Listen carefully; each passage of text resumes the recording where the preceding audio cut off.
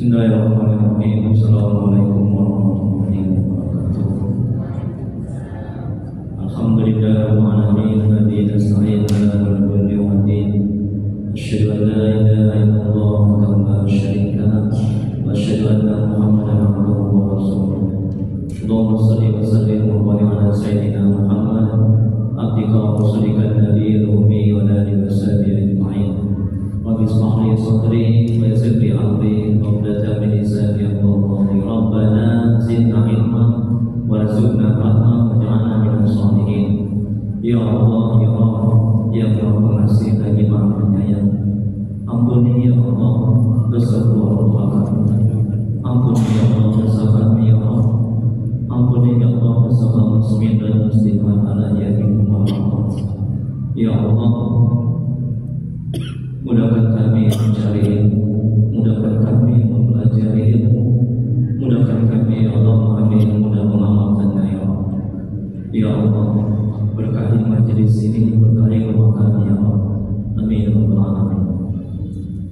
Mari kita mulai kajian tasawuf, manajemen qalbu, manajemen hati. Kitab Al-Hikam karang Syekh Imam Ibnu Athaillah As-Sakandari, semoga Allah merahmati dan meridhai. Dengan membacakan kitab ada perubahan dari Nabi Muhammad SAW kepada sahabat-sahabatnya, melihat kepada tabi'in untuk Syekh Imam Ibnu Athaillah As-Sakandari, untuk guru-guru kita, guru-guru kita, serta kaum muslimin dan muslimat pada umumnya. A'udzu billahi minasyaitonir rajim. Bismillahirrahmanirrahim. Alhamdulillahi rabbil alamin. Ar-Rahmanir Rahim. Maliki yaumiddin. Iyyaka na'budu wa iyyaka nasta'in. Ihdinas siratal mustaqim. Siratal ladzina an'amta 'alaihim ghairil maghdubi 'alaihim waladdallin. Amin. Ilahi anta maksudi wa ridhaka matlubi. Ya Allah, oleh kami tuju, ridhamu yang kami cari. Amin ya rabbal alamin. Bapak Ibu yang dirahmati Allah Subhanahu wa taala. Majelis taklim manajemen hati. Jadi saya punya pengajian majelis taklim manajemen hati di rumah. Itu setiap hari Ahad ba'da maghrib. Jadi kalau Bapak Ibu ada keluhan waktu bisa datang. Kita Al-Hikam juga karangan Syekh Imam Ibnu Athaillah As-Sakandari. Kemudian Ustaz Yudhya Sandika SSM dosen tetap UIN, dosen terbaik 2009. Jadi kalau kita terampil menata hati kita, manajemen qalbu, kita akan menjadi yang terbaik, suami terbaik, sholat terbaik, pekerjaan terbaik, semuanya terbaik. Makanya keselamatan kita dunia akhirat itu bergantung sejauh mana kita terampil menata hati kita, manajemen qalbu. Ini kitab Al-Hikam. Jadi kitab Al-Hikam ini kitab yang sangat bagus, sangat baik, terbaik, terbagus. Induknya kitab tasawuf. Jadi kalau mau belajar tentang manajemen hati, seluruh hati, penyakit-penyakit hati, bagaimana mengobatinya, kalau mau agar kita dekat dan bisa mengenal Allah, agar hati ini bisa bersabar, agar hati bisa khusyuk dalam ibadah, ini kita berikan tentang hati. Ini induknya kita manajemen hati, kita tasawuf. Ya. Kemudian berikutnya dosen terbaik dan santri Al-Amin Madura, mengajar Al-Quran, tasawuf, tauhid, fikih, ruqyah. Saya juga ruqyah. Kadang-kadang santet, kadang dukun, di main dukun, kena sihir, itu di ruqyah. Yang susah ibadah, susah tahan, yang suami lincah lagi, itu di ruqyah. Supaya suaminya kan lincah lagi. Iya, senang main orang susah, susah main orang senang. Tetangga beli kulkas dia kedinginan, tetangga naik makan dia orang itu di ruqyah. Sakit hatinya itu, penyakit hati. Makanya jagalah hati, jangan kau kotori. Manajemen qalbu. Kemudian berikutnya ruqyah, muhasabah dan bahasa Inggris. Saya juga berdakwah di media sosial, di Facebook, di Instagram, di YouTube. Saya masukkan ke YouTube ini supaya bisa bisa lihat kalau saya ruqyah, orang yang muntah darah, orang yang menggelepar saya ruqyah, itu tema di YouTube bisa. Itu berdakwah. Ya. Dan nomor WA saya, WhatsApp, saya juga punya grup manajemen hati, silakan bergabung di sini. Ini alamat saya Jalan Ampera, Jalan Gatot Subroto, ya, di samping PNS Kota Bendaya, dekat rumah sakit Hermina, namanya. Baik, ini hikmah yang ke-48. Jadi dalam kitab hari kami itu ada 248 hikmah. Ini saya ambil hikmah yang ke-48.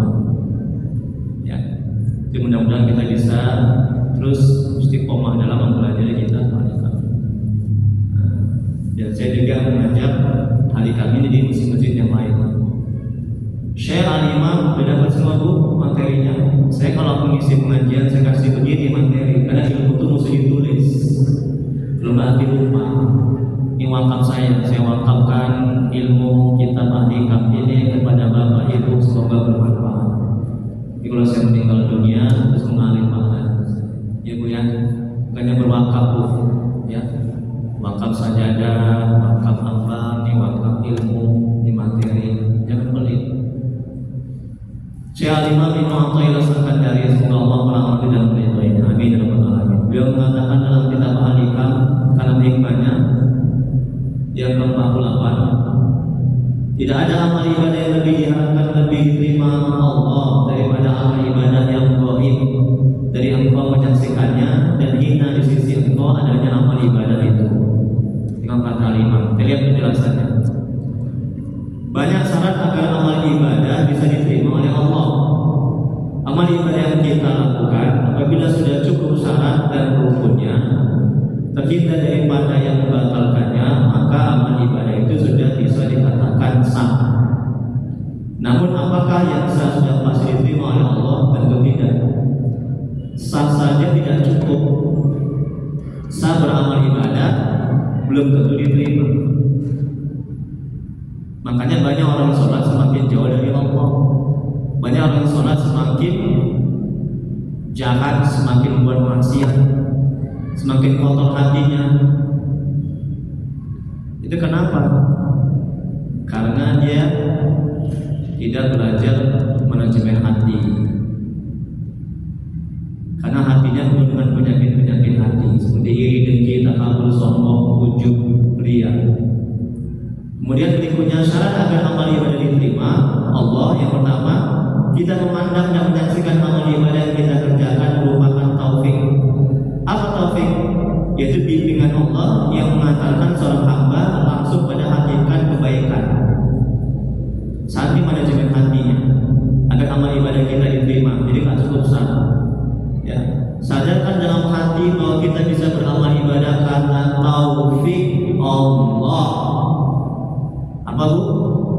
Karena taufik Allah. Jadi kita dibimbing, dituntun. Kalau nggak karena taufik Allah, kita nggak bisa beramal ibadah. Ayo, sebenarnya kita sombong, kita angkuh, kita ujub, kita sedekah. Nggak kita sadarkan dalam hati kita bisa sedekah karena taufik Allah. Rusak amal sedekah kita, merasa mulia, merasa bangga, minta dihormati, minta disanjung, minta dibalas budi. Ini akibat hatinya tidak menyadari bahwa dia bisa sedekah, dia bisa ibadah itu karena taufik Allah. Kemudian berikutnya merupakan pertolongan, anugerah dan rahmat Allah, bukan dari diri sendiri. Ini syarat agar amal ibadah diterima oleh Allah. Sadarkan dalam hati kita bisa beramal ibadah karena taufik Allah. Udah, karena pertolongan Allah, karena anugerah Allah, karena rahmat Allah. Coba sadarkan seperti itu coba. Agar tak rusak amal ibadah kita. Agar kita semakin dekat. Terima kasih Pak Haji Sundowo. Itu manajemen hati, itu hati kita. Ya. Udah bu, sadarkan dalam hati seperti itu. Agar hendak timbul ujub, bangga, merasa mulia, merasa hebat, ya, dalam beramal ibadah, rusak amal kita, rusak hati kita, dan kita tidak akan bisa menunaikan kepada Allah. Itu yang pertama. Terus yang kedua, ibadah kita lakukan tidak kita jadikan sesuatu yang menghasilkan, baik itu di derajat, keluasan rezeki, surga dan lainnya. Jangan kita mengandalkan amal ibadah kita, karena amal ibadah kita banyak rusaknya. Oh, aku sudah sholat tahajud, sudah banyak sedekah, sudah banyak bantu orang, terkabullah doaku, masuk surga aku, ada apa aku rezeki. Itu berarti kita mengandalkan bersandar kepada amal, kepada sedekah kita, kepada amal tahajud kita. Nggak baik seperti itu. Nanti ketika apa yang kita hajatkan tidak terkabul, kita akan kecewa sakit hati. Ustaz, aku tiap malam tahajud, kok aku nggak kaya ya? Aku tiap hari sedekah, kok aku nggak dapat rezeki ya? Aku tiap hari beramal ibadah, kok anakku nggak taat ya? Ini akibat bersandar bergantung kepada amal. Paham bu? Paham bu? Alhamdulillah. Jadi sebaiknya kita bergantung bersandar kepada Allah, kepada rahmatnya. Ya. Ini jangan mengandalkan. Kemudian berikutnya Allah berfirman dalam Al-Quran surah An-Nur ayat 21. Apa kata Allah? Sekiranya tidaklah karena karunia Allah dan rahmat Allah kepada kamu sekalian, niscaya tidak seorang pun dari kamu bersih dari perbuatan-perbuatan keji dan munkar selama-lamanya. Tengok kan, ini dia dalilnya. Karena rahmat Allah, karena karunia Allah, kita bisa beramal ibadah. Sadarkan dalam hati seperti itu. Ini manajemen hatinya, agar ketika apa yang kita minta belum terkabul, kita tidak akan kecewa, tidak akan sakit hati, tidak akan buruk sangka. Kita akan bisa bersabar. Jadi setan menjauh, nafsu jinak terkekang. Yang muncul nafsu mutmainnah. Irji'i ila rabbiki radiyatan mardiyah. Kata Allah dalam Al-Quran. Masya Allah. Enak kan bu? Kemudian berikutnya Syekh Ibn Baz sallallahu alaihi wasallam menyarankan kita untuk melupakan amal yang telah kita lakukan. Menurutnya dengan cara melupakannya, amal itu akan naik ke langit. Kalau amal ibadah itu masih tersangkut di bumi, yaitu amal yang selalu teringat dan terkenang atau selalu disebut-sebut, maka amal itu masih menggantung, belum bisa naik. Kita tengok. Kalau kita beramal, oh aku sudah tahajud, diingat-ingat amal itu. Aku sudah sedekah, diingat-ingat dia sedekah. Aku sudah bantu orang, itu amalnya tidak terangkat. Ya. Kalau itu yang kita lakukan, kita akan butuh dipuji, butuh dibalas budihi, butuh disanjung, butuh diakui. Apalagi, dan kita akan sakit hati kalau nggak dipuji, kalau nggak disanjung, kalau nggak dibalas budihi. Kau udah bantu kau ya, kenapa kau nggak balas apa yang kau lakukan? Nah, begitu jadinya. Karena dia mengingat-ingat kebaikannya, mengingat-ingat amalnya, mengingat-ingat amal tahajudnya, mengingat-ingat amal sedekahnya. Kemudian berikutnya Ali bin Husain sallallahu alaihi wasallam mengatakan bahwa setiap apapun dari amal ibadahmu yang berkaitan dengan pandanganmu menjadi tanda penolakan atas amal tersebut. Pasalnya, penerimaan amal itu adalah sesuatu yang diangkat dan lenyap darimu, sedangkan keterputusan amal ibadah dari pandanganmu menjadi tanda penerimaan atas amal tersebut. Tengok, ini ciri-ciri amal yang diterima oleh Allah Subhanahu wa Ta'ala. Kita tidak mengingat-ingat amal itu, ya, lenyap dari pandangan hati, akal pikiran kita. Kayak kita buang sampah, dan kita buang, ada kita ikan sampah itu? Ada bu? Ada? Tidak. Lupakan. Setelah beramal, lupakan. Jangan ingat-ingat aku sudah tahajud, aku sudah sedekah, aku sudah bantu orang, aku rusak. Ini amal itu. Kemudian berikutnya, tanda bahwa Allah mengangkat amalmu itu adalah ketiadaan amal yang tersisa di ingatanmu. Bila sedikit saja amal itu masih terkenang di benakmu, maka amal itu tak akan naik ke hadirat Allah, karena tergantung antara dirimu dan Allah. Karena itu sebaiknya seorang melupakan dan mengabaikan amal ibadahnya dengan cara memandang kekurangan seperti adanya ego atau nafsu pada amal itu, dan memandang ketidaksempurnaannya, sehingga penerimaan Allah atas amal itu dapat terwujud. Nih kata Imam.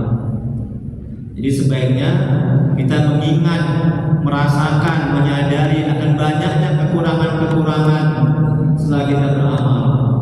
Karena setelah kita ibadah, setelah sholat, kita istighfar mohon ampun, ya kan? Karena banyaknya kekurangan dan cacat atas amal ibadah yang telah kita lakukan. Itu mau kita andalkan untuk masuk surga. Jadi kita masuk surga bukan karena amal kita, ya Bu, tapi karena apa Bu? Karena rahmat Allah Subhanahu wa Ta'ala. Ya, jangan bersandar bergantung pada amal. Amal kita jauh dari kesempurnaan. Amal kita banyak cacatnya. Kalau kita sadar akan hal ini, kita nggak akan sombong, nggak akan angkuh, nggak akan merasa mulia, nggak akan merendahkan orang. Kamu masuk neraka, nggak akan begitu. Nggak akan ujub bangga dengan diri kita, dan nggak akan merasa hebat. Jaga hati. Hati itu kotor yang masuk ke dalam, yang banyak keluar. Ketika akal pikiran kita busuk, kotorlah hati. Ketika mata, akal pikiran kita melihat yang tidak baik, kotorlah hati. Kemudian berikutnya halaman 2 ya.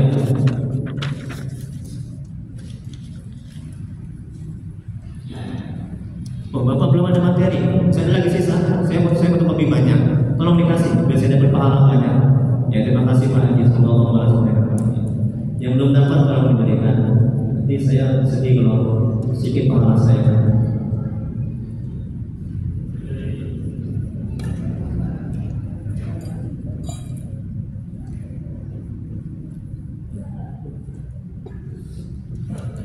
Terima kasih Pak Haji. Semoga Allah memberkati.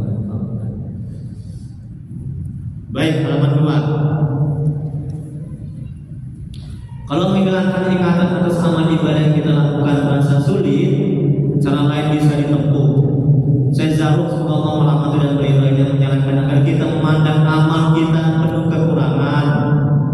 Bahkan ia mengajarkan kita untuk melepaskan kaitan kita dan amal kita sendiri, karena pada hakikatnya amal itu bukan milik kita. Amal itu lahir dari kita karena Allah memberi taufik kepada kita. Tengok. Jadi kata Imam, kalau terasa sulit ya, kita untuk bisa melupakan, asingkan ingatannya. Coba sadarkan dalam hati atau pikiran kita akan banyaknya cacat dan kekurangan setelah kita beramal. Nah, dengan begitu kita nggak akan ingat-ingat amal kita sudah beramal, sedekah dan segala macam. Karena amal kita jauh lebih kesempurnaan. Ya. Jadi pada hakikatnya Allah yang memberikan, Allah yang menganugerahkan jika kita bisa beramal karena taufik Allah. Kalau enggak, kita nggak bisa beramal. Kalau kita nggak dibimbing, dituntun, diarahkan, ditunjukkan oleh Allah, sehingga kita bisa beramal. Kemudian berikutnya, tidak amal yang paling diharapkan dalam hati untuk terima dan dipetik manfaatnya untuk menghasilkan buah cahaya, makrifat mengenal Allah, kesempurnaan, pahala dan sebagainya. Selain amal yang lenyap dari pandanganmu karena menyaksikan Allah, sehingga kau tidak melihat hubungan dirimu dan amal itu. Bahkan kau sendiri tidak mengetahui keberadaan substansi amal itu. Tidak amal yang paling diharapkan selain amal yang keberadaannya sepele menurutmu, karena di dalamnya mengandung kekurangan serta cacat baik yang nyata maupun tersembunyi. Ditegaskan lagi sama Al-Imam.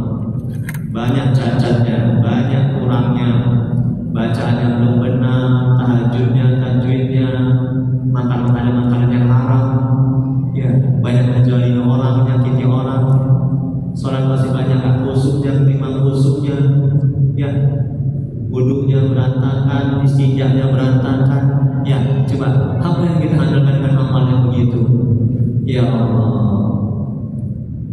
ya. Makanya setelah beramal lebih banyak ampunan, istighfar, mohon ampun kepada Allah. Agar apa? Agar diterima amal ibadah kita. Kemudian berikutnya kesimpulannya, ia memandang dirinya lalai kepada amal itu dan memandang di tengah kelalaian akan karunia Allah. Karena dari segi zatnya ia tak layak atas anugerah itu, dan siapa dia sampai diberi taufik di suatu hari. Tanpa anugerah itu ia akan dicampakkan di zat yang hina, bahkan di lembah dan kufran dan kemunafikan. Ini anugerah karunia yang Allah berikan sehingga kita bisa beramal. Kalau enggak, kita hina, kita enggak bisa beramal, ya, kita akan berbuat maksiat dan dosa. Kalau tidak karena taufik, anugerah karunia dari Allah. Kemudian berikutnya, amal ibadah yang lebih bisa diterima adalah tidak memandang daya dan kekuatan dalam beramal dan menganggap amal itu kecil dalam pandangan kita. Ini kita bisa beramal kalau Allah berikan kekuatan. Ini saya bisa ngomong karena Allah berikan kekuatan. Kalau enggak, saya nggak bisa ngomong. Jadi kita bisa duduk karena Allah berikan kekuatan, karena kita nggak bisa duduk. Coba apa yang bisa kita andalkan, kita banggakan, kita hebatkan. Sadarkan dalam hati seperti itu. Kemudian berikutnya, jangan dibesar-besarkan dan menjadi andalan ibadah yang kita lakukan, karena masih jauh dari kesempurnaan dan banyak rusaknya. Bila kita mengecilkan dan hinakan ibadah yang kita lakukan, maka besar di sisi Allah. Tengok di kata Imam. Jadi kalau kita mengecilkan amal ibadah kita, banyak rusaknya, banyak cacatnya, banyak tak khusuknya daripada khusuknya, banyak makan makanan yang haram, menzalimi orang, maka besar di sisi Allah, maka besar dalam pandangan Allah Subhanahu wa Ta'ala. Kemudian berikutnya, bila kita besarkan dan andalkan, maka akan kecil di sisi Allah, bahkan tidak ada sama sekali. Ini kebalikannya. Kalau kita menganggap amal kita sudah hebat, sudah banyak, sudah mulia, sudah tinggi, sudah bagus, sudah ikhlas, orang yang merasa ikhlas sebenarnya dia juga bukan orang yang ikhlas, maka akan kecil di sisi Allah, akan hina dalam pandangan Allah. Kalau amal ibadah kita bisa besarkan, kita mulia-muliakan, kita agung-agungkan. Ini kata Imam Ibnu Athaillah dalam kitab Al-Hikam. Jadi yang kita pegang dan andalkan dalam beramal ibadah adalah rahmat. Jangan amal, tapi rahmat Allah. Itu ampunan Allah yang tidak terbatas, solusi dari masalah yang sedang dihadapi, dan pemberian yang tidak terbatas. Kasih sayang Allah, anugerah Allah, itulah dia rahmat. Jadi kita bergantung, bersandar kepada rahmat Allah. Kalau tidak karena rahmat Allah, kita nggak akan bisa berkumpul di sini. Kemudian berikutnya Rasulullah SAW bersabda, tidak ada amalan seorang pun yang bisa memasukkannya ke dalam surga dan menyelamatkannya dari neraka, tidak juga denganku kecuali dengan rahmat dari Allah. Di surat Muslim sallallahu alaihi wasallam. Tengok apa yang bisa kita lakukan dengan amal kita, amal tahajud kita, amal sedekah kita. Ya, doa kita terkabul bukan karena doa kita, tapi karena rahmat Allah. Sadarkan dalam hati seperti itu manajemen hatinya. Agar apa? Agar kita tidak akan sombong, ujub, merasa hebat, merasa mulia. Oh, itu karena doaku. Oh, itu karena usahaku. Semuanya aku. Nah, Allahnya kemana? Hilang pahalanya, rusak amalnya. Ya, ujub, merasa bangga dengan Allah. Jadi jangan bergantung, bersandar kepada doa, kepada kekuatan, kepada kemampuan, kepada amal tahajud dalam meminta. Kita punya utang, dan dalam benak kita lunas dalam berdoa. Ketika tak lunas, stres, menderita. Ini akibat bergantung kepada tujuan dia berdoa, yaitu lunas utang. Itu nggak baik. Dan cuma saya mau bunuh diri, nauzubillah. Karena apa? Karena dia bergantung, bersandar kepada amal ibadahnya. Dia banyak berdoa, tapi belum dikabulkan oleh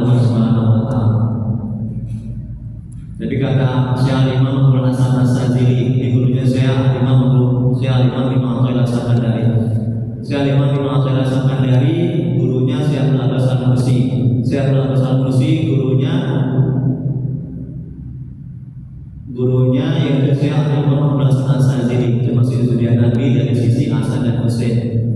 Apa kata beliau sallallahu alaihi wasallam mereka bertiga? Jangan jadikan doamu dalam hikmah yang lain kita perhatikan. Jangan jadikan doamu itu sebagai tujuan untuk terkabulnya apa yang kau inginkan. Kalau itu yang kau lakukan, ketika doamu belum terkabul, kau akan stres, sengsara, menderita, dan hatimu akan terhijab, terdidik. Itu kata beliau. Tapi jadikanlah doamu itu sebagai apa? Untuk menunjukkan kefakiranmu, kau berhajat kepada Allah. Jadikan doamu itu sebagai ibadah. Ud'uni astajib lakum, kata Allah. Mintalah maka akan kukabulkan. Jadikan doamu itu sebagai apa? Sebagai ubudiyah, sebagai ibadah. Maka ketika doa kita belum terkabul, kita akan kecewa dan sakit hati dan tidak akan stres, tidak akan mendapat pahala. Dan ketika doa kita terkabul, kita akan jumawa, merasa hebat, merasa mulia, bukan karena doaku, bukan karena usahaku. Kita tidak akan begitu, sehingga rusak amal ibadah kita, rusak hati kita. Ini pentingnya manajemen hati, manajemen qalbu. Kemudian berikutnya, orang yang beramal ibadah dan dia tidak menyaksikan bahwa itu semua karena taufik dari Allah, yang dia pandang adalah dirinya sendiri, maka itu berarti ujub dengan amalnya. Tengok kata Imam Ibnu Athaillah, ujub adalah sumber dari segala macam kejahatan. Allah berfirman dalam Al-Quran Surah An-Najm ayat 32, maka janganlah kamu menganggap dirimu bersih dan suci. Allah telah mengetahui siapa orang-orang yang lebih bertakwa kepada Allah. Menganggap dirinya baik, mulia, bersih, suci, menganggap amal ibadah yang sudah diterima, ujub. Yang terakhir adalah ketiga. Rasulullah SAW bersabda, 3 hal yang membinasakan manusia, yaitu sifat kikir yang ditaati, hawa nafsu yang diikuti, ujub seseorang dengan dirinya, merasa dirinya beramal tanpa mengingat karunia, anugerah dan pertolongan dari Allah. Tengok, merasa diri kita sudah beramal, sudah baik amalnya, bergantung bersandar kepada kekuatan kita, kemampuan kita, kehebatan kita dalam beramal, ujub. Ya. Kita akan merendahkan orang lain, kita akan menghina orang lain, kita akan memandang sebelah mata orang lain. Rusak amal ibadah kita, kotor hati kita. Ya. Menganggap dia yang paling hebat, dia yang paling mulia, dia yang pantas masuk surga. Kemudian berikutnya Nabi Isa berkata, berapa banyak lampu yang dipadamkan oleh angin, berapa banyak orang yang ahli ibadah dirusak oleh ujub itu. Contohnya adalah Qarun yang dulunya taat kemudian rusak karena ujub. Dia kaya tetapi dia tidak mau dinasihati untuk kembali kepada Allah. Allah berfirman dalam Al-Quran Surah Al-Qasas ayat 78. Apa kata Allah? Dia Qarun berkata, sesungguhnya aku diberi harta itu semata-mata karena ilmu yang ada padaku. Tengokkan, semata-mata karena ilmu, bukan karena Allah, karunia Allah, rahmat Allah, anugerah Allah, tapi karena aku, ilmuku, kehebatanku, kepintaranku, kemampuanku, semuanya aku. Allahnya mana? Nauzubillah. Ya. Kemudian berikutnya, dia tidak tahu bahwa yang memberikan itu semua adalah Allah. Dia hanya menyandarkan pada dirinya sendiri dan memandang Nabi Musa. Kemudian Allah tenggelamkan semua hartanya ke dalam bumi. Jadi ujub membinasakan. Orang yang beramal satu amalan, kemudian dia berpegang atas amal itu, dia merasa punya tempat di sisi Allah, maka amal kita tidak sampai diangkat kepada Allah. Tengok kata Imam, orang yang beramal, kemudian ia merasa hatinya menyadari, merasakan bahwa ia mempunyai tempat dan kedudukan di sisi Allah, kata Imam, maka amal ibadahnya itu tidak terangkat. Amal ibadah tidak terangkat, tidak sampai diangkat kepada Allah. Ini kalau kita merasa punya kedudukan di sisi Allah, kita merasa mulia, merasa hebat, merasa pantas masuk surga. Jaga hati, jaga hati.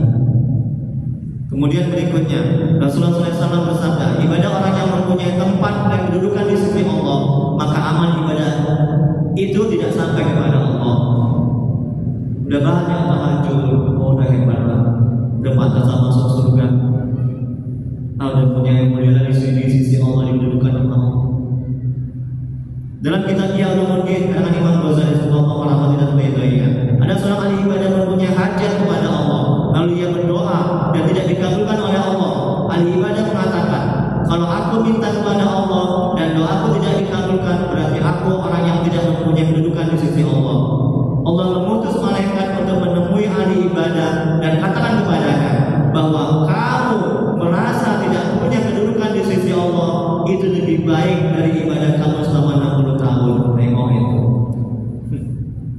Jangan merasa punya kedudukan di sisi Allah. Jangan merasa mulia, jangan merasa hebat. Ya. Rusak hati kita. Kemudian berikutnya seorang ulama berkata, tanda amal ibadah diterima Allah adalah merasakan manisnya amal dan rindu, ingin untuk melakukan amalnya lagi.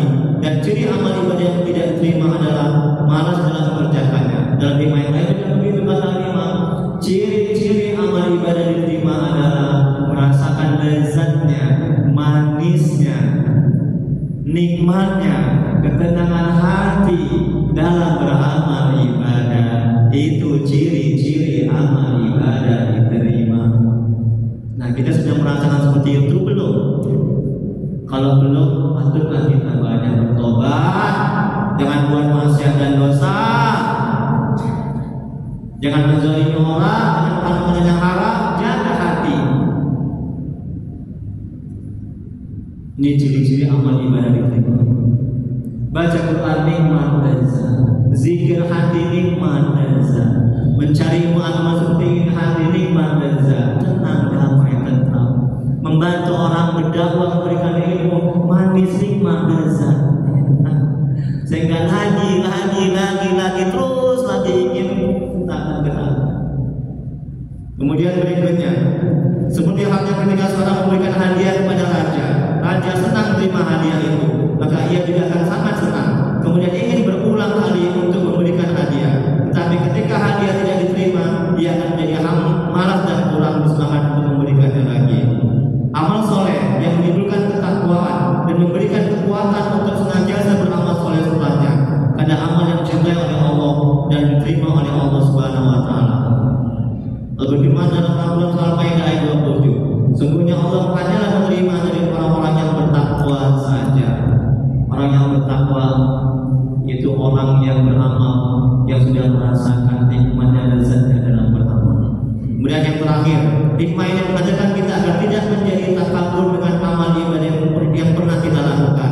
Hikmah ini juga mengingatkan untuk tidak puas dengan amal ibadah, karena ketidaksempurnaan amal itu dalam pandangan kita. Hikmah ini menyadarkan kita bahwa hakikatnya amal itu anugerah Allah berupa taufik Allah kepada kita. Balik hal pertama.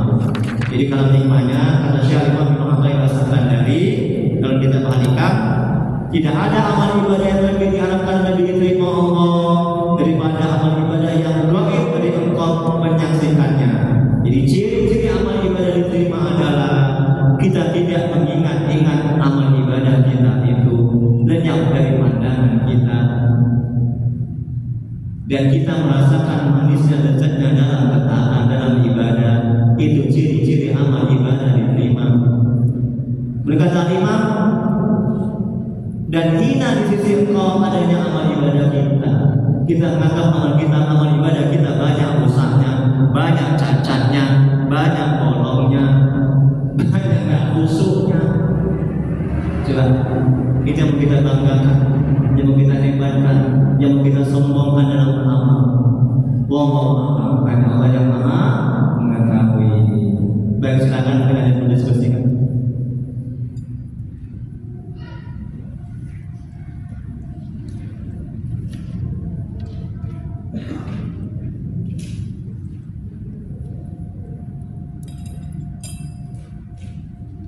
Ada Ibu? Bapak? Belum ada, kita doa. Ya? Silakan Pak Haji. Apa kabar Pak Haji? Sehat Pak Haji? Alhamdulillah. Masya Allah. Tabarakallah. Silakan Pak Haji.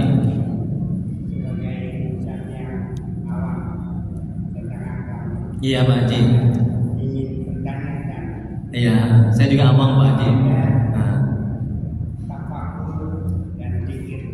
kayak mana Pak Haji? Apa beda tafakur dan zikir? Apa bedanya tafakur dan zikir? Nah, tafakur merenung, bermuhasabah, evaluasi, introspeksi, itu tafakur. Kalau zikir mengingat kepada Allah. Dalam tafakur kita juga mengingat kepada Allah. Dengan kita bertafakur, merenungkan ciptaan alam, kita akan bisa dekat dan mengenal Allah. Kita akan bisa mengetahui penyakit-penyakit hati kita.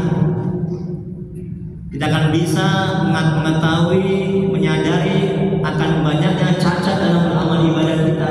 Tafakur. Kita akan tahu dari mana kita berasal dan kemana kita akan kembali. Man arafa nafsahu faqad arafa rabbahu. Barang siapa mengenal dirinya, maka dia akan mengenal Tuhannya. Mengenal dirinya, dari mana kita berasal, kemana kita kembali. Mengenal dirinya, kita bisa bergerak, hakikatnya digerakkan oleh Allah. Kita bisa beramal ibadah karena diberikan taufik. Kita bisa sholat karena Allah gerakkan hati kita. Kenapa kita nggak bisa? Kita bisa duduk karena Allah dudukkan. Kita bisa bersuara, bercakap karena Allah berikan suara. Kalau enggak, kita bisa bernapas karena Allah berikan napas. Kenali diri kita. Dan kita berhajat kepada Allah. Kita ini fakir berhajat. Kita nggak bisa lepas dari bantuan pertolongan Allah. Kita nggak bisa lepas dari pengurusan Allah. Sedetik aja kita nggak diurus oleh Allah, mati kita, binasa kita. Dan sombong. Sampai saat ini kita bisa duduk karena diurus oleh Allah. Betul? Kalau enggak, inna lillahi wa inna ilaihi raji'un. Sadarkan dalam hati seperti itu, semakin bersiap, semakin bening. Tawadu, rendah hati. Kita nggak akan sombong, nggak akan ujub, nggak akan sanggup kita merendahkan orang lain. Ya Pak Haji, Masya Allah. Semoga Allah mulai sampaikan Pak Haji. Amin ya Rabbal. Ada lagi Bu, silakan. Lihat silakan Ustaz. Biar ibunya dikasih. Menyambung perjalanan Haji. Bapak Bintahin dan cermin dan tentang tafakur tadi, tafakur secara bahasa. Tafakur secara bahasa merupakan ciptaan Allah, memikirkan. Kemudian evaluasi, introspeksi, muhasabah, itulah semua dalam tafakur itu. Itu sangat baik ya. Apa sudah kita lakukan dari mulai pagi, siang dan sore. Bagusnya ketika setelah sholat tahajud, kalau ada yang buruk kita perbaiki, kalau ada yang baik kita tingkatkan lagi. Kemudian kita keluar ke gunung-gunung, ke bukit, mentafakuri ciptaan Allah. Mata zahir melihat alam, mata hati menyadari, merasakan, menyaksikan bahwa alam yang kita lihat hakikatnya ciptaan Allah. Terucap dalam lisan subhanallah, masya Allah. Sehingga kita bisa dekat dan mengenal Allah. Itu dia. Tafakur dan zikir itu 11-12 bulan. Ya, dalam tafakur diisi dengan zikir, ingat kepada Allah. Buah dari tafakur adalah zikir. Buah dari tafakur adalah zikir. Buahnya. Kalau nggak bertafakur, ya bisa juga zikir. Artinya terikut dia. Buat dari tafakur, jadi ingat kepada Allah. Ketika anak belum taat, mata zahir melihat anak yang belum taat, mata hati, ya, mata hati merasakan, menyadari anak yang belum taat itu ciptaan Allah, takdir Allah, kehendak Allah. Betul bu? Betul bu? Sehingga kita bisa bersabar. Kalau enggak kita gitu kan manajemen hatinya, kita nggak akan bisa bersabar. Hati akal pikiran kita akan fokus kepada kenakalan si anak jadinya. Ini pentingnya menata hati. Ada lagi? Ya, Ini ini kan ada hadis halaman Bukhari halaman berapa? Halaman berapa? Halaman 2. Halaman 3. Lihat bu, halaman 3 bu. Halaman 3. Ya. Ya. Ada hadis yang berbunyi kepada orang yang mempunyai tempat dan kedudukan di sisi Allah, maka amal ibadah itu tidak sampai kepada Allah. Maknanya gimana? Ya. Baik Ustaz, terima kasih Allah sampaikan Ustaz. Rasulullah SAW bersabda, ibadah orang yang mempunyai tempat dan kedudukan di sisi Allah, maka amal ibadah itu tidak sampai kepada Allah. Orang yang beribadah, kemudian dia merasakan dalam hati akal pikirannya, dalam ibadah itu dia merasakan dalam hati akal pikirannya, merasakan mulia, merasakan hebat, merasakan punya kedudukan di sisi Allah yang terhormat. Kata Nabi, amal ibadah itu tidak sampai kepada Allah. Kan berarti orang yang sombong, orang yang ujub, orang yang merasa mulia, orang yang merasa hebat, dan dia mengandalkan bersandar kepada amalnya, berarti tidak kepada Allah, kepada rahmatnya, kepada karunia-Nya, kepada taufik. Jangan seperti itu. Rusak amal ibadah itu, akan semakin jauh dari Allah dan gak akan semakin dekat kepada Allah, dan hati tidak akan semakin tenang. Makanya banyak orang beramal ibadah hatinya tetap galau, tetap gak tenang. Banyak orang beramal ibadah bukan semakin dekat tapi semakin jauh. Banyak orang beramal ibadah buat maksiat dan dosa terus menerus. Jadi ibadahnya itu tidak mencegah dari perbuatan keji dan munkar. Rusak amal ibadah. Karena itu merasa mempunyai tempat di sisi Allah, merasa mulia di sisi Allah. Dia mengandalkan bersandar kepada amalnya dalam beramal ibadah, bukan kepada Allah, kepada rahmatnya, kepada karunia.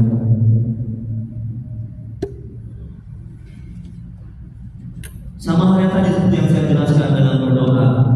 Jangan bersandar bergantung kepada apa yang kita hajatkan dalam berdoa, kepada amal ibadah kita, kepada kemampuan kita, kepada kehebatan kita dalam berdoa. Jangan. Nanti apa efek buruknya ketika doa kita belum terkabul? Kita akan kecewa dan sakit hati, bahkan akan putus asa, akan berhenti beramal ibadah. Tapi jadikanlah doa kita itu yang pertama untuk menjalankan perintah Allah. Karena doa adalah perintah Allah. Alhamdulillah minasyaitonir rajim. Wad'uni astajib lakum. Yang kedua, jadikan doa kita itu untuk memperjelas kita ini fakir, berhajat kepada Allah. Kita ini hamba. Yang ketiga, jadikan doa kita itu sebagai ubudiyah, ibadah. Jadikan yang berikutnya, jadikan doa kita itu untuk bertakarrub, mendekatkan diri kita kepada Allah. Jadi ketika apa yang kita hajatkan, kita mintakan belum terkabul, kita akan kecewa dan sakit hati. Dan ketika apa yang kita minta terkabul, kita akan jumawa, akan ujub, akan merasa mulia, merasa hebat. Oleh karena doaku, tenang hati. Sakit udah lama berdoa, capek aku doa, tak sembuh sakitku ini. Dan berhentilah aku berdoa. Begitu jadinya. Dan dia bersandar bergantung kepada kemampuannya, kepada Allah. Allah Allah yang mengetahui jawabannya. Ustaz ini bodoh, pau, tolong. Katakan dalam begitu untuk menajemin hatinya supaya kita rendah. Ada lagi? Ya silakan Pak Haji. Apa kabar Pak Haji? Sehat Pak Haji? Apa kabar Pak Haji? Sehat Pak Haji? Alhamdulillah. Doa itu karena ulama-ulama dulu dia ulama-ulama dulu itu dia sengaja keluar rumah itu untuk menanyakan kabar seseorang. Dia ketika menanyakan apa kabar, alhamdulillah, kan dia dapat pahala, juga dapat pahala. Doa gimana? Apa kabar Pak Haji? Sehat Pak Haji? Alhamdulillah.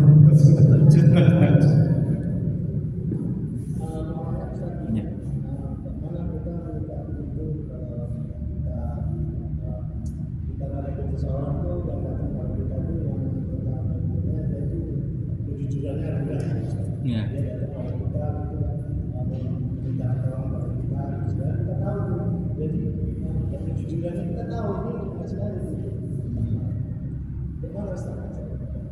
Iya, bagaimana kita manajemen hati juga jujur, kan hati kan, jujur bohong hati. Bagaimana menyikapi orang yang tidak jujur, gitu ya, gitu kan, Pak Haji? Iya, tapi ya. Bisa. Ustaz, bagaimana menyikapi orang yang datang kepada kita, dia minta tolong, gitu ya? Dan kita tahu dia orang itu kurang jujur. Macam mana manajemen hatinya? Macam mana kita menyikapinya? Apa kita bilang, kau nggak jujur kau, bodoh ditolong tahu, sana kau pulang, dosa. Jangan begitu ya. Atau awalnya nggak jujur. Bagaimana manajemen hatinya? Nah kalau dia tahu dia itu orang yang nggak jujur, maka yang pertama kita nasihatilah dulu. Nah, kita nasihati dan habis dinasihati, yang kedua baru kita beri bantuan. Nah jadi kalau kita langsung beri bantuan, kan nggak ada amar ma'ruf nahi mungkarnya jadinya. Kan apa namanya, dia nggak akan berubah. Dia terus lestarikan sikap tidak kejujurannya. Itu. Jadi kita nasihati, kita beri bantuan. Nah, supaya apa? Supaya dia menjadi manusia yang jujur. Yang pertama kita mendapat pahala membantu. Yang kedua kita mendapat pahala menasihati. Rasulullah SAW bersabda, bila kita melihat kemungkaran maka cegahlah dengan 3 hal. Yang pertama dengan kekuatan, kalau nggak mampu dengan lisan kita nasihati, kalau nggak mampu dengan hati kita ingkari perbuatan itu dilarang oleh Allah Subhanahu Wa Taala. Kita kan mampu nasihati, Pak, sebaiknya dia adalah orang yang jujur, baik, saya menjadi orang jujur, nanti saya bantu. Tenang hati kita, jangan dihardik, jangan diusir, ya.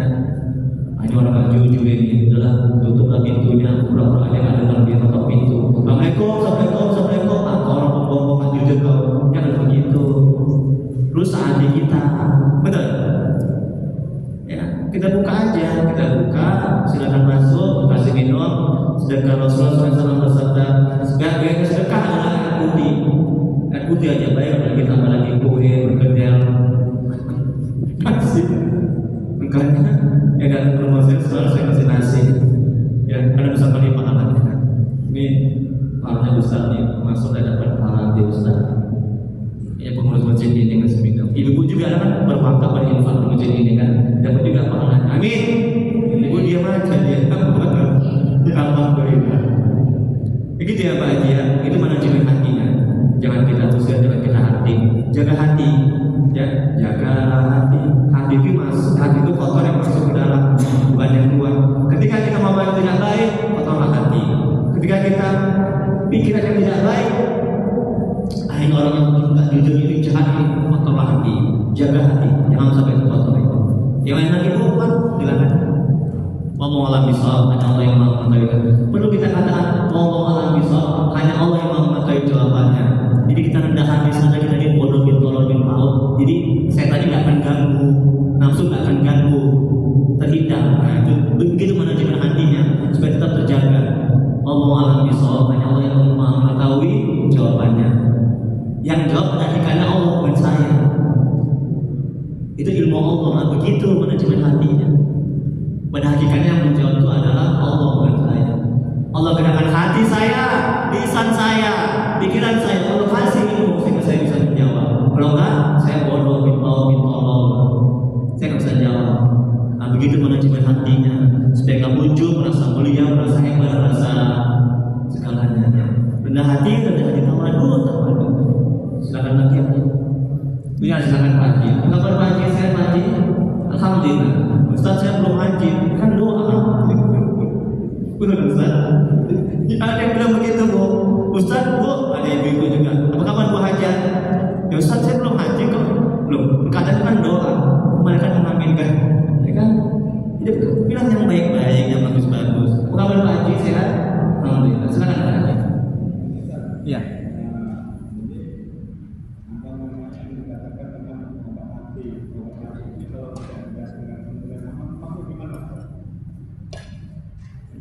Ada yang mengatakan obat hati. Obat hati. Nah. Obat hati.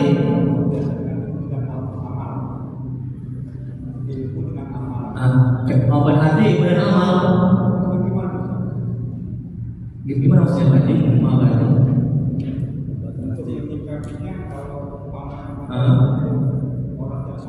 Iya. Oh, pintar Pak Haji, alhamdulillah, alhamdulillah pintar Pak Haji, masya Allah, tabarakallah. Makasih Pak Haji ya, Allah sebagian Pak Haji ya. Obat hati, kan banyak penyakit hati. Iri, dengki, takabur, sombong, sum'ah, senang lihat orang susah, susah lihat orang senang. Kemudian ujub, hati nggak kusuk, itu penyakit.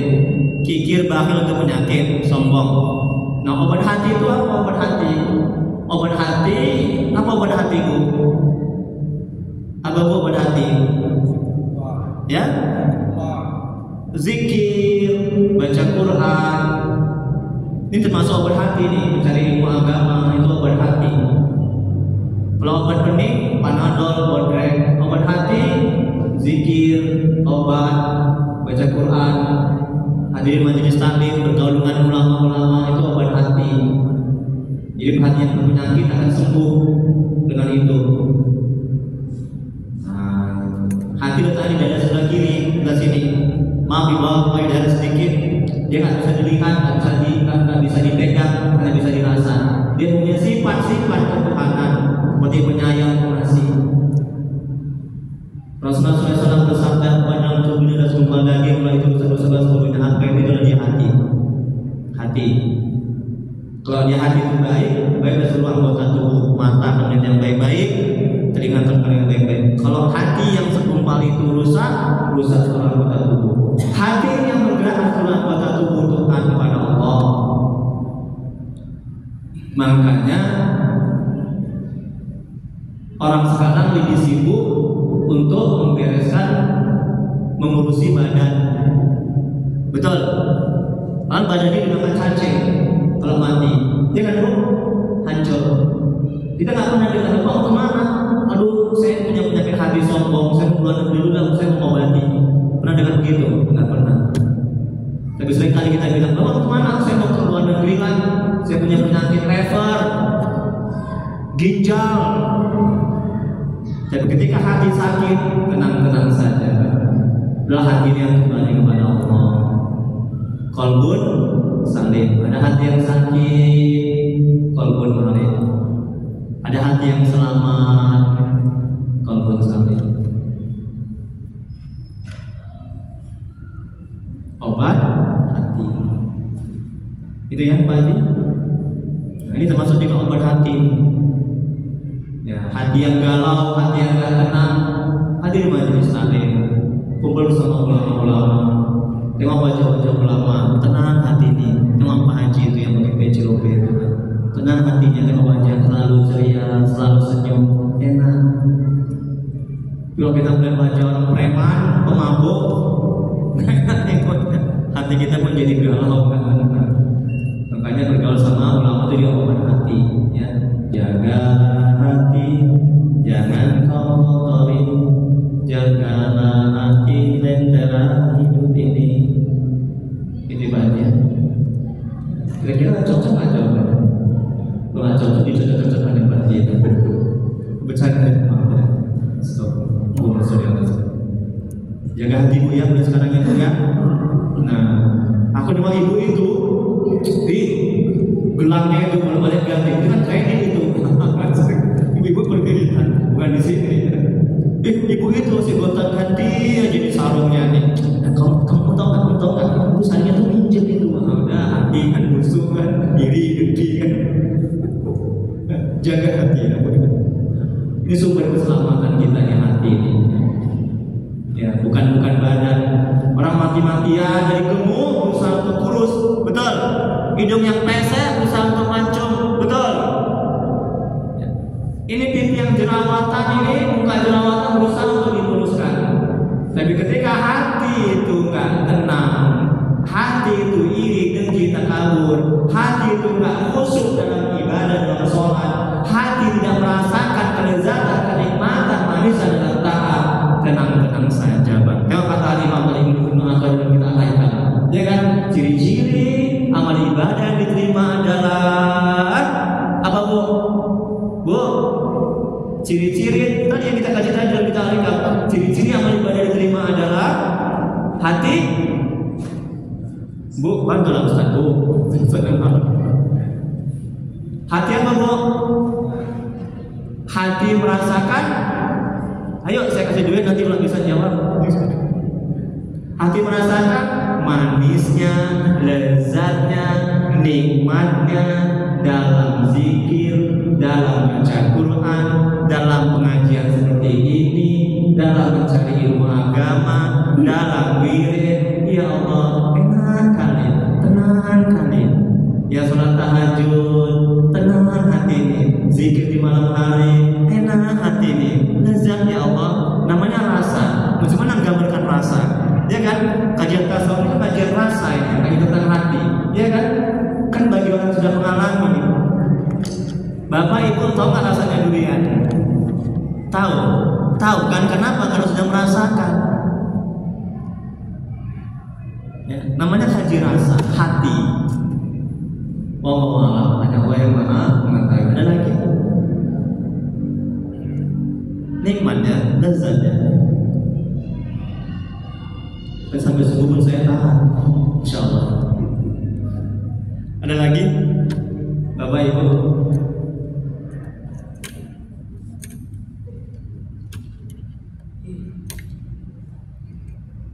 Ya, silakan Pak Haji. Apa kabar Pak Haji? Sehat Pak Haji? Alhamdulillah. Senang saya mendengarnya. Alhamdulillah. Silakan Pak Haji. Dikatakan tafakur merenung, perbandingannya sebagai rakaat sunat. Ini tafakur bagaimana? Merenung bagaimana? Perbandingannya 1000 sholat rakaat. Tafakur yang bagaimana yang dimaksud? Iya, tafakur yang bagaimana? Merenung yang bagaimana? Bertafakur tentang ciptaan Allah, bertafakur tentang ciptaan diri kita, bertafakur dari mana kita berasal, bertafakur tentang amal-amal ibadah kita yang banyak dosanya, yang banyak cacatnya, bertafakur tentang karunia Allah, anugerah Allah yang sudah Allah berikan, yang membuat kita dari yang tadi nggak taat menjadi taat, yang tadinya buat banyak buat maksiat menjadi ahli taat, yang tadinya banyak buat dosa menjadi ahli ibadah. Itu yang bermanfaat. Sampai 1000 sholat sunat ini. Masya Allah, tabarakallah, Masya Allah, tabarakallah. Itu saya kritik ya. Luar biasa ya. Maksud merenung tafakurnya bagaimana? Itu yang tadinya dia nggak kenal Allah, dengan bertafakur menjadi mengenal Allah. Karena orang yang sholat sunnah itu belum tentu bisa mengenal Allah. Dengan bertafakur dia bisa mengenal Allah dan dekat kepada Allah. Dengan bertafakur hilang penyakit-penyakit hatinya. Dengan bertafakur dia bisa merasakan bahwa titipan Allah, itu amanah dari Allah. Dengan bertafakur, dia sadar dari mana dia berasal, kemana dia kembali. Dengan bertafakur, dia sadar dia ini bisa hidup karena dihidupkan oleh Allah. Dia ini bisa survive, bisa beraktivitas karena diurus oleh Allah. Dia ini bisa beribadah karena Allah gerakkan hatinya sehingga dia bisa beribadah. Masya Allah. Itu apa nggak lebih baik dari sholat sunnah? Tapi jangan takut beraja nggak sholat. Ya. Terima kasih Pak Haji, bagus pertanyaannya. Semoga Allah balas kebaikan Pak Haji. Amin. Banyak-banyak mendoakan orang, ya. Jangan pelit. Kalau kita mendoakan orang, malaikat juga mendoakan kita, betul kan? Kalau malaikat mendoakan kita, Bu, kalau malaikat mendoakan kita, Bu, kira-kira ditolak nggak doa malaikat? Malaikat tiap hari bertasbih, mana mungkin ditolak? Makanya saya suka mendoakan orang. Ya. Jangan pelit. Allah Nabi SAW, hanya Allah yang mengetahui jawabannya. Ustaz ini bodoh bin Paul, nggak tahu apa. Kalau saya nggak bisa jawab, saya buat kitab lagi. Baik, ada lagi?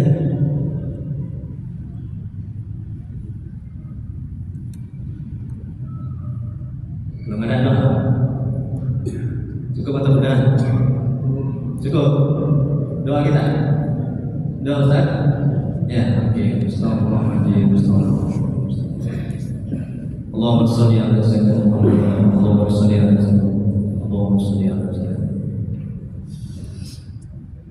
Bismillahirrahmanirrahim. Alhamdulillahirabbil alamin. Hamdan fi ni'amahu wa kafi mazidah. Ya Rabbana lakal hamdu kama yanbaghi li jalali wajhika wa 'azimi sultanik. Allahumma sholli ala sayyidina Muhammad wa ala sayyidina Muhammad. Ya Allah yang Maha Rahim, yang Maha Pengasih lagi Maha Penyayang. Aku bertawassul kepada-Mu ya Allah, dengan wasilah keberkahan kalian Nabi Muhammad SAW dan sahabat-sahabat. La ilaha illa anta subhanaka inna kunna minaz zalimin. Ampuni ya Allah dosa kedua orang tua kami. Ampuni ya Allah dosa kedua orang tua kami, saudara kami yang telah mendahului kami. Jauhkan mereka dari siksa kubur, jadikan kuburan mereka taman-taman surga-Mu. Tempatkan mereka di surga-Mu sebagai surga ya Allah. Ya Allah, ampuni dosa dan maksiat kami ya Allah. Ampuni sebesar apapun masa lalu kami. Terima amal ibadah kami, terima taubat kami, kasihanilah kami ya Allah. Ya Allah, mohon ya Allah, ampuni dosa kaum muslimin dan muslimat alaihi ini umal akhirah. Ya Allah, jadikan keluarga kami keluarga yang sakinah mawaddah warahmah. Jadikan anak-anak kami yang soleh dan solehah. Jauhkan kami dari musibah dan bala bencana ya Allah. Ya Allah, tolonglah ya Allah, tuntun hati kami agar bisa istiqomah dalam taat kepada-Mu, agar bisa selalu mengingat-Mu, agar bisa selalu berselawat kepada Rasul-Mu ya Allah. Ya Allah, bila di antara kami, saudara kami, jemaah ini ada yang sakit, mohonlah ya Allah, sembuhkan penyakitnya ya Allah, angkat penyakitnya ya Allah. Bila ada yang mendapat kesulitan hidup, mohonlah ya Allah, mudahkan kesulitannya ya Allah, beri kesabaran kepadanya ya Allah.